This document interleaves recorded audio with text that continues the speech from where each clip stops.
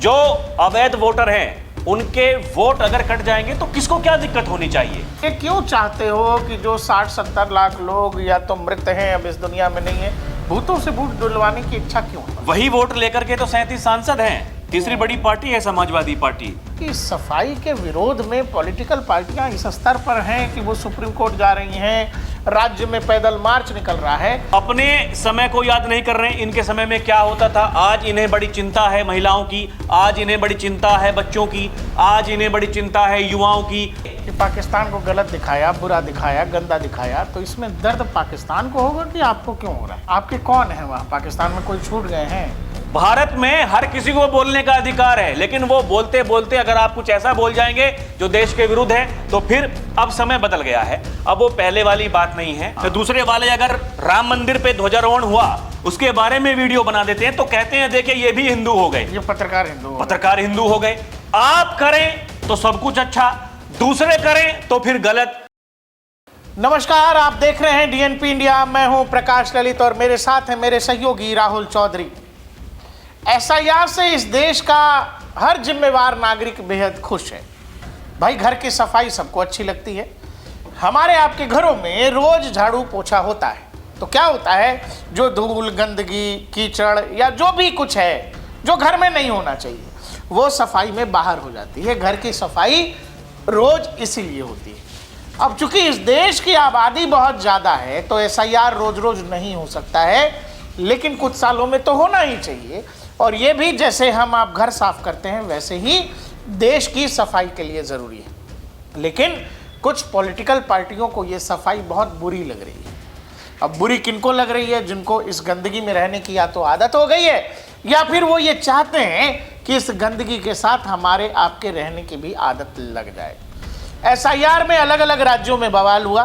पहले बिहार आपने देखा, बिहार के चुनाव नतीजे आ गए हैं, ममता दीदी की बौखलाहट आप देख ही रहे हैं। लेकिन एसआईआर का असल खेल तो है उत्तर प्रदेश में हो रहा है और अब इसकी निगरानी कह लीजिए खुद सूबे के मुख्यमंत्री योगी आदित्यनाथ कर रहे हैं। और खासकर योगी की नज़र पश्चिम उत्तर प्रदेश के जिलों पर है, यानी मेरठ, मुजफ्फरनगर, गाजियाबाद, इन जैसे जिलों पर, क्योंकि खेल इधर ज़्यादा विस्तृत है। किन कारणों से वो आपको भी पता है। दूसरा ये दर्शकों, खबर ये आ रही है, आपने बिहार में ये देखा 65 लाख लोग, वो लोग जिनमें अधिकतर या तो मृत हो गए थे, कुछ जो स्थानांतरित हो गए और कुछ डुप्लीकेट वोटर, ऐसे 65 लाख लोगों के नाम काट दिए गए। ऐसे ही जब बंगाल आप जाओगे, बंगाल में भी ये खबर आ रही है कि वहाँ भी करीब करीब 60 लाख के आसपास लोगों का नाम कटने जा रहा है, जो या तो मृत हैं, डुप्लीकेट हैं, या फिर अब बंगाल में रहते ही नहीं हैं। ऐसे ही आइए उत्तर प्रदेश, तो आपको पता है देश की सबसे बड़ी आबादी उत्तर प्रदेश में है और देश का सबसे बड़ा राज्य भी उत्तर प्रदेश है। उत्तर प्रदेश में कुल मतदाता संख्या करीब 15.5 करोड़ है। और मैं जो आपसे अब बताने जा रहा हूँ वो ये कि उत्तर प्रदेश में करीब करीब 3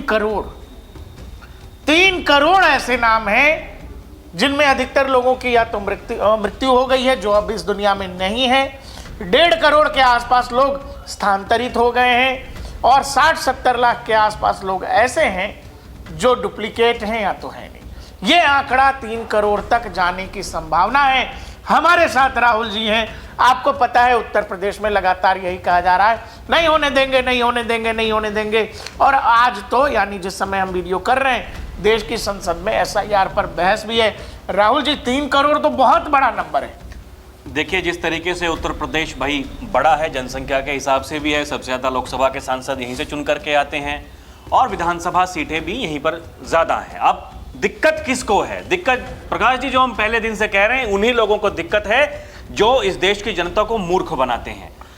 एसआईआर चुनाव आयोग का काम है, चुनाव आयोग कर रहा है, इसमें कोई किसी को दिक्कत नहीं होनी चाहिए। लेकिन एक बड़ा वर्ग है, भानुमति का कुनबा ऐसा है, वो राजनीतिक पार्टियों का जो कुनबा है, एसआईआर नहीं होने देंगे, एसआईआर से वोट चोरी हो रही है। संसद में पूरा हंगामा किया।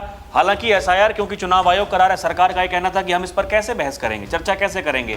तो आमने सामने बैठ करके ये तय किया गया कि ठीक है भाई, चुनाव सुधार कैसे किया जाए उस पर चर्चा करते हैं। अभी नेता विपक्ष जी आएंगे तो पता नहीं क्या क्या बताएंगे। लेकिन सवाल ये है अखिलेश यादव तो उत्तर प्रदेश की राजनीति करते हैं। इसी उत्तर प्रदेश ने, दर्शकों ध्यान से सुनिएगा, 37 सांसद जिता करके भेजे 2024 के लोकसभा चुनाव में अखिलेश यादव के। उन्हें दिक्कत क्या होनी चाहिए? अगर पारदर्शिता आ रही है और जो अवैध वोटर हैं उनके वोट अगर कट जाएंगे तो किसको क्या दिक्कत होनी चाहिए? और समस्या आप ये क्यों चाहते हो कि जो 60-70 लाख लोग या तो मृत हैं, अब इस दुनिया में नहीं है, भूतों से भूत डुलवाने की इच्छा क्यों है? और अगर वो भूत जो इस दुनिया में है नहीं और उनके वोट डलते आ रहे हैं तो ये गलत हो रहा था, तो फिर क्या होना चाहिए? सही होना चाहिए। अच्छा, अब जब सही हो रहा है तो फिर पेट में दर्द किसके हो रहा है? कह रहे कि आपने 2024 में क्यों नहीं किया, वही वोट लेकर के आप पीएम बन गए। अरे भाई, जो काम आज से 10 साल पहले नहीं हुआ, 20 साल पहले नहीं हुआ और आज करना चाहते हैं, इसीलिए ना किया जाए क्योंकि पहले नहीं हुआ। वही वोट लेकर के तो 37 सांसद हैं। तीसरी बड़ी पार्टी है समाजवादी पार्टी। वो कहते हैं ना कि देखिए लोकतंत्र है, हमें जिताया खुद यहाँ के लोगों ने, भाई सांसद हैं, सांसद हैं, सारे के सारे वहां एक साथ बैठते हैं, परिवार लेकर के बैठे। अगले आने वाले समय तक 20-25 साल तक अखिलेश यादव जी पार्टी के मुखिया रहने वाले हैं। बड़े सवाल पूछते हैं, डबल इंजन में सब कुछ ठीक नहीं है, डबल इंजन टकरा रहा है। आपकी पार्टी में क्या हो रहा है? आपके चाचा क्या कर रहे हैं? आपके जो चाचा के बेटे हैं, आपके भाई, वो क्या करने वाले हैं? कोई भरोसा नहीं आने वाले दिनों में। अभी 27 में अगर चुनाव हार गए तो फिर क्या क्या होगा? वही होगा जो 2017 में हमने देखा था।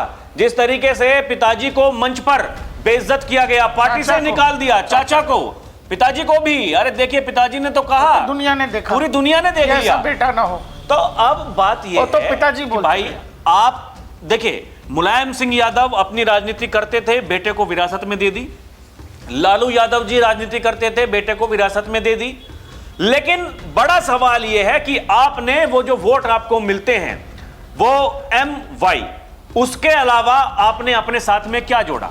आप आजकल अखिलेश यादव कहते हैं कि MY का मतलब हमारे लिए महिला और यूथ है, नहीं है। जो असल है वो, जो मतलब अब चूंकि नेता हैं तो बोलेंगे ही, लेकिन जो असल है वो दुनिया जानती है। M मतलब मुसलमान, Y मतलब पीडीए जो लेकर के आए, देखिए पीडीए तो बताते हैं कि पिछड़ा, दलित, अल्पसंख्यक है, कभी कभी पीड़ित, समझ रहे हैं, पीड़ित पी से पीड़ित हो जाता है, ए कभी आधी आबादी हो जाती है, कभी उसमें आदिवासी हो जाते हैं, डी भी बदलता रहता है उनके अनुसार, कभी डी को वो कुछ बोलते हैं, कभी दलित बोलते हैं, कभी दबे हुए बोलते हैं, तो मतलब ये उनके अनुसार है। लेकिन पीडीए को क्या कहते हैं बाबा, जो सूबे के मुखिया हैं, वो कहते हैं भाई परिवार डेवलपमेंट अथॉरिटी है, इसके अलावा कुछ और सोचते नहीं, केवल अपने परिवार के बारे में सोचना है। यही वो कारण है कि सत्ता में आना चाहते हैं। अजीब बात है, पता नहीं दर्शकों को ये चीज मतलब समझ आती है कि नहीं आती है, कि आप ये समझो कि एक पॉलिटिकल पार्टी जिसका मुखिया मैं हूँ, ठीक है, सब कुछ मैं ही देख रहा हूँ, और फिर जब चुनाव आता है तो मैं अपनी पत्नी को भी सांसद बना दे रहा हूँ, अपने भाई को बना दे रहा हूँ, मेरा चाचा विधायक बना हुआ है राज्य में, तो ये सब जनता देखती, समझती और इसका आकलन नहीं करती होगी? बिल्कुल आकलन करती है।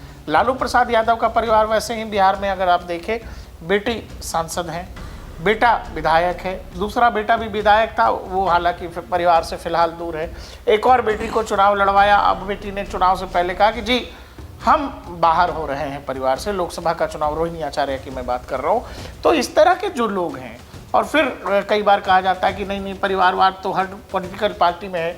मेरा एक मानना है कि भाई अगर ममता बनर्जी की पार्टी है, शरद पवार की पार्टी है, या कांग्रेस है, या फिर समाजवादी पार्टी है, या बसपा है, इसमें आपको बहुत आसानी से आप समझ जाओगे कि इसका नेतृत्व अभी कौन कर रहा है, आने वाले समय में कौन करेगा।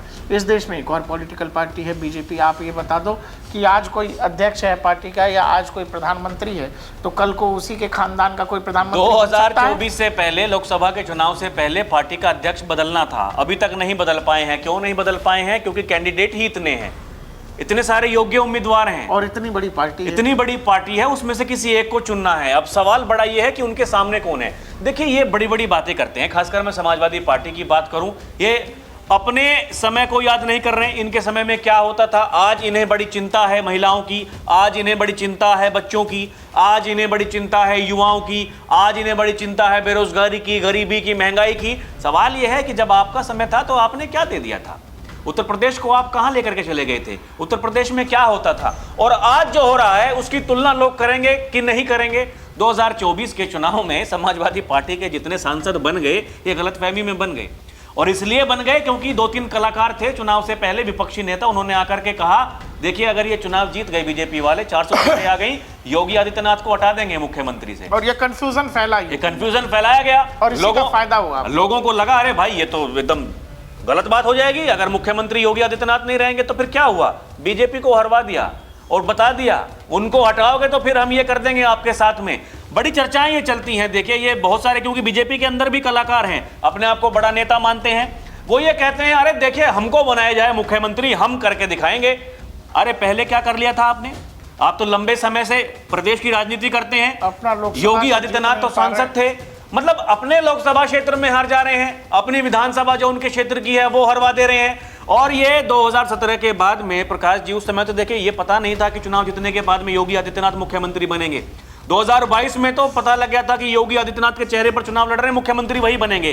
बीजेपी को जो नुकसान करवाया, वो नुकसान करवाने वाले कलाकार लोग कौन थे, वो वही थे जो 2024 में एक्टिव हुए, जिन्होंने फिर से नुकसान करवाया।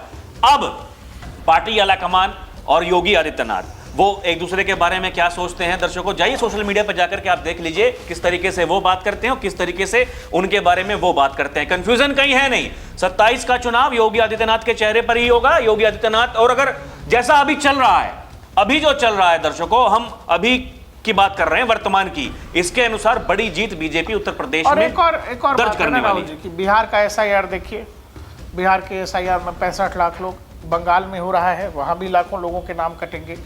वहाँ की पॉलिटिकल पार्टी कह रही है कि ये सब नहीं होना चाहिए। अब सवाल है उस 65 लाख लोगों में जो बिहार में कटे, उसमें 30-35 लाख लोग मरे हुए थे। ऐसे ही बंगाल में 27-28 लोग वो हैं जो मृत हैं।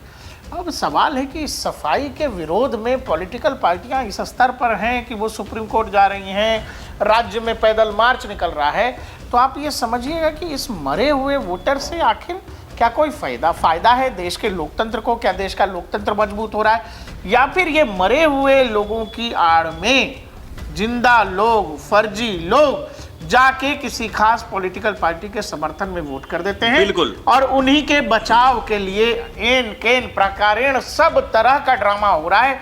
अब यूपी में जैसे 3 करोड़ लोगों का नाम आ रहा है कि संभावित है 3 करोड़ लोगों का नाम कट सकता है। इसमें 1.5 करोड़ वो है राहुल जी जो उत्तर प्रदेश से बाहर है।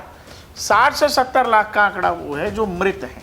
अब इन मरे हुए लोगों के नाम पर, जो यहाँ रह नहीं रहा उनके नाम पर, आखिर किसको फायदा हो जाएगा कि वो आदमी पूरी ताकत से जुटा हुआ है कि नहीं? देखिए मैं बताता हूँ दिक्कत क्या है। जैसे जो 1.5 करोड़ लोग, जैसे कि अभी तक जो जानकारी आई है कि वो बाहर हैं, उत्तर प्रदेश में नहीं रहते हैं। होता क्या है प्रकाश जी, जैसे हम जैसे लोग हैं, समझिएगा हमें इतना समय नहीं है, या फिर और जो लोग हैं जिनके पास में समय नहीं है, भाई नौकरी पेशे पर जाते हैं, वो एक बार भी वोट देने के लिए चले गए तो ये बड़ी बात होती है। समझिएगा, यहाँ दर्शकों बड़े उदाहरण देकर समझा रहा हूँ, एकदम समझने वाली बात है। लेकिन क्या होता है, एक समूह ऐसा है उत्तर प्रदेश ही नहीं पूरे देश में ऐसा है, जिन्हें वोट डालनी है सुबह सबसे पहले काम छोड़ देंगे, लेकिन अपने वोट डालने के लिए जरूर जाएंगे कहीं। हाँ, वो डालेंगे।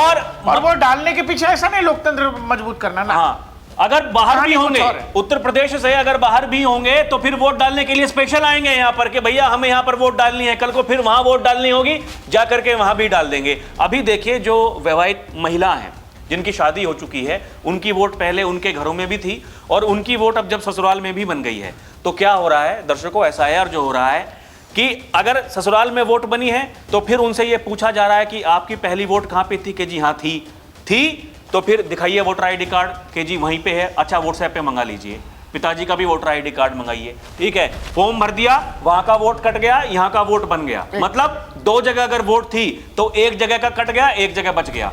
अब क्या होता है, जो अवैध, जो ऐसे वोटर हैं, देखिए एक तो समूह ऐसा है जिसे मतलब नहीं, उसने एक भी वोट डाल दी तो उनके लिए बड़ी बात है, हाँ भाई हमने जाकर के वोट डाल दी, कहते हैं अरे देखिए वोट डाल करके आए हैं। लेकिन एक समूह ऐसा है जिसको डालनी ही डालनी है। आप देखिए जहां भी आबादी है, जहां जाकर के वहां रिकॉर्ड चेक कर लीजिएगा कि कैसे लंबी लंबी कतारें लगती हैं वोट डालने के लिए, कैसे घरों से बाहर निकलते हैं, वहां वोट डालने के लिए बड़ी जागरूकता है। और यही वो कारण है कि मरे हुए लोग भी आकर के वोट डाल देते हैं, यही वो कारण है कि जो प्रदेश से बाहर हैं वो भी आकर के वोट डाल देते हैं।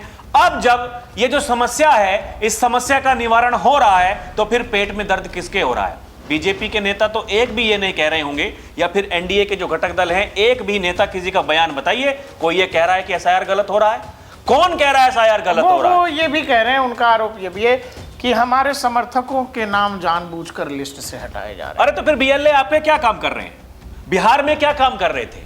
अगर आपके समर्थकों के वोट काट दिए जा रहे यादव से थे। एक पत्रकार ने पूछा, पत्रकार तो क्या, कपिल सिब्बल पॉडकास्ट वकील जो कपिल सिब्बल हैं, उनके पॉडकास्ट में कह रहे हैं कि मुझे सेंस हो रहा। तो बोले कैसे? बोले नहीं मतलब कुछ तो है, कुछ तो हुआ है, तो कोई प्रूफ है? नहीं प्रूफ तो नहीं है। अब देखिए ना, ये हमको लग रहा है कि कुछ हुआ। एजेंडा जो चल रहा है, कपिल सिब्बल कौन है? कांग्रेस के नेता हैं, कानून मंत्री रह चुके हैं। 370 से लेकर के वक्फ, जितने भी राम मंदिर, जितने भी ऐसे केस होंगे, जाकर के तुरंत खड़े हो जाते हैं। किसको बचाने के लिए? जो आरोपित होते हैं उनको बचाने के लिए। देखिएगा, यहाँ गौर करने वाली बात है, सामने जो भाई साहब बैठे हैं वो भी वही हैं। चुनाव हारने के बाद में चले गए बच्चों को लेकर के जी यूरोप जा रहे हैं घूमने के लिए। एक तरफ चुनाव जीतने के बाद में यहाँ पार्टी भेज दी पूरी की पूरी बंगाल में। बंगाल भी जीतना है, अभी तो बिहार जीते हैं। मतलब जमीन पर आप कुछ करोगे नहीं, केवल आपको ये आईना दिखाना है लोगों को, वो भी झूठा आईना, जिसका मतलब पता नहीं वो कहां से बना करके लेकर आए हैं, जिसमें सच कभी दिखता ही नहीं है। लोगों को केवल मूर्ख बनाने का काम करते हैं। तो बात यह है प्रकाश जी, कब तक मूर्ख बनाओगे, गुमराह कब तक करोगे? इस देश ने यही तो देखा है आज तक। एक जो वो कलाकार थे, मुगल आए थे, उनका महिमा मंडन होता आया है। यही शिक्षा से लेकर के हर चीज पर उन्हीं का कब्जा, और यही हमने देखा, यही हमने सीखा, यही हम देख करके आए हैं। आज जब परिवर्तन आ रहा है, आज जब हम ये देख रहे हैं, अब संसद में आप बताइए 150 वर्ष हो गए वंदे मातरम को, बहस कराने की क्या जरूरत है? सरकार बेवकूफ है। सरकार ये बताना चाहती है देश के युवा, जिन जैनजी के बारे में जो कहा जाता है, जैनजी कि जैनजी ये है हकीकत, ये हुआ था। इच्छा है कि आप जैनजी बन करके इस देश की संसद को अब प्रियंका गांधी कहती हैं कल संसद में कि इसकी क्या जरूरत है, बहस करने की क्या जरूरत है? हर कोई तो गाता ही है, 150 साल बाद क्यों गा रहे हो भाई? ये क्यों बहस की क्या जरूरत? अब हर कोई गाता है। अब वही देखे, समाजवादी पार्टी के नेता है महाराष्ट्र के, वो अबू आजमी, कहते हैं किसी के बाप में दम नहीं जो मुझसे वंदे मातरम कह के दिखवा दे। कल क्या कह रहे हैं संसद में? असदुद्दीन ओवैसी साहब क्या कह रहे हैं? वो यही कह रहे हैं, हमने नहीं सीखा कभी, लेकिन जय फिलिस्तीन के नारे बोलेंगे संसद में खड़े होकर के। तो यही तो लोकतंत्र है। भारत में हर किसी को बोलने का अधिकार है, लेकिन वो बोलते बोलते अगर आप कुछ ऐसा बोल जाएंगे जो देश के विरुद्ध है, तो फिर अब समय बदल गया है। अब वो पहले वाली बात नहीं है। देश जाग रहा है, देश सब कुछ देख रहा है, क्या कुछ होता आया है वर्तमान में। क्या ऐसे ऐसे कलाकार हैं, पत्रकार हैं, और कह रहे हैं कि ये मूवी जो आई है अभी धुरंधर, वो महिमा मंडन कर रहे हैं। कह रहे हैं अरे देखिए एक देश को गलत दिखाया, पाकिस्तान को गलत, अरे पाकिस्तान को गलत दिखा दिया। क्या है पाकिस्तान क्या करता आया है? अब बताइए कि पाकिस्तान को गलत दिखाया, बुरा दिखाया, गंदा दिखाया, तो इसमें दर्द पाकिस्तान को होगा कि आपको क्यों हो रहा है? आपके कौन है वहाँ? पाकिस्तान में कोई छूट गए हैं? फूफा, मौसा, चाचा, ताया, ताई, खाला, खालू, कोई है वहाँ? कोई है तो बुलवा लीजिए। नहीं, आप स्वयं चले जाइए। ऐसे लोगों की इस देश में कोई जरूरत नहीं। अपने आप तो कहेंगे कि देखिए पाकिस्तान को गलत दिखाया जा रहा है। हाँ। दूसरे वाले अगर राम मंदिर पे ध्वजारोहण हुआ उसके बारे में वीडियो बना देते हैं तो कहते हैं देखिए ये भी हिंदू हो गए, ये पत्रकार हिंदू हो गए। आप करें तो सब कुछ अच्छा, दूसरे करें तो फिर गलत। अरे भाई साहब, योगी आदित्यनाथ यही तो कहते हैं, अगर राष्ट्र से पहले मत और मजहब आपके लिए आ गया है तो फिर वो समस्या है।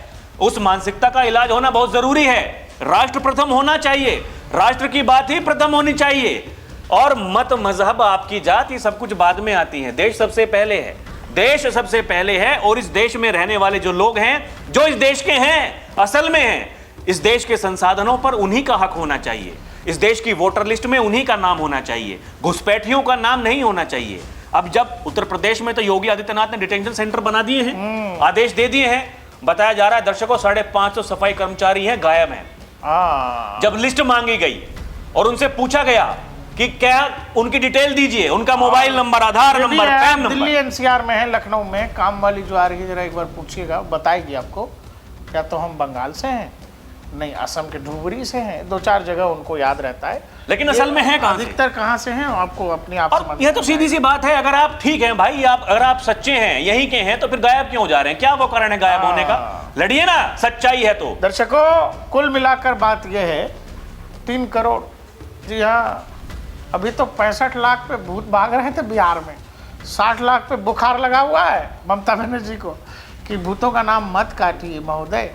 यहाँ 3 करोड़ 60 लाख तो खाली भूत हैं उत्तर प्रदेश में जो लिस्ट में चढ़े हुए हैं। देखते रहिए DNP इंडिया, और कमेंट में ज़रूर बताइए कि क्या लग रहा है आपको कि भूतों का नाम कटना चाहिए कि भूतों को साल दर साल हर चुनाव में वोट डालने दिया जाए। और अगर भूत वोट डाल रहे हैं तो भूत वोट डाल किसको रहे, जरा बताइएगा। देखते रहिए DNP इंडिया, हर खबर भरोसे के साथ।